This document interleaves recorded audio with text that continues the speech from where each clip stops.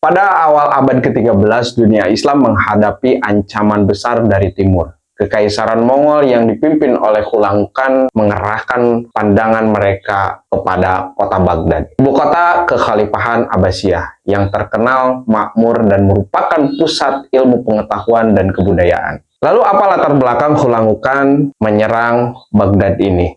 Penyerangan Mongol terhadap Baghdad pada tahun 1258 Masehi dipicu oleh beberapa faktor. Salah satunya penyebab utama adalah ambisi Hulagu Khan untuk memperluas wilayah kekuasaannya dan menaklukkan dunia Islam. Selain itu, penolakan Khalifah Al-Mu'tasim Billah untuk tunduk kepada Mongol dan tidak mengirimkan bantuan yang diminta Hulagu Khan juga menjadi alasan penting. Sebelum penyerangan ini, Baghdad berada dalam situasi politik yang relatif stabil namun mulai mengalami kelemahan internal. Khalifah Abbasiyah yang telah berjaya selama beberapa abad mulai kehilangan kekuatan militernya dan menghadapi tantangan dari berbagai wilayah. Lalu bagaimana proses penyerangan Hulagu Khan terhadap Baghdad? Serangan ini dimulai pada bulan Januari 1258 Masehi ketika Hulagu Khan membawa pasukannya menuju Baghdad. Strategi militer Mongol terkenal brutal dan efektif.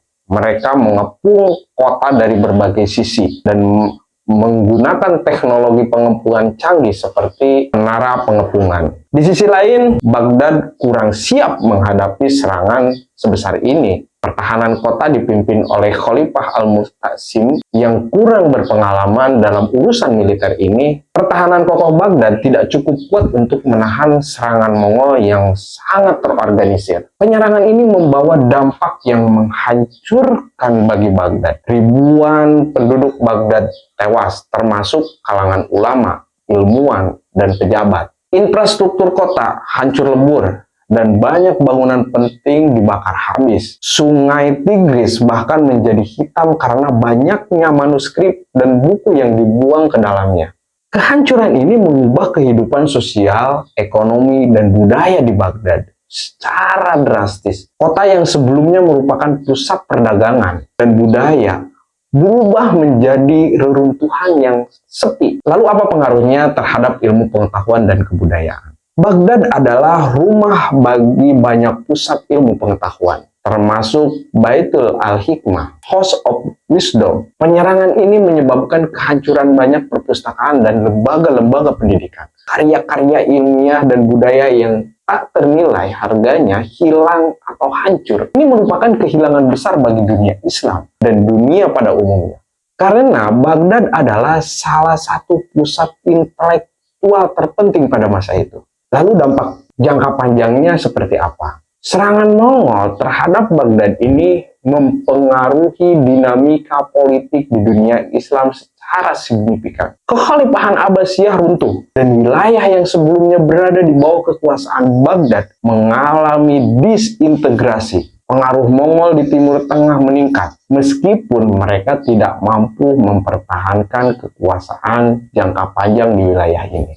Hubungan antara dunia dan kekuatan eksternal, khususnya Kekaisaran Mongol, menjadi lebih kompleks dan sering kali bermusuhan. Meskipun demikian, beberapa wilayah di bawah kekuasaan Mongol akhirnya berasimilasi dengan budaya Islam. Dan beberapa penguasa Mongol kemudian memeluk Islam. Dan reaksi dunia Islam dan respon terhadap penyerangan ini.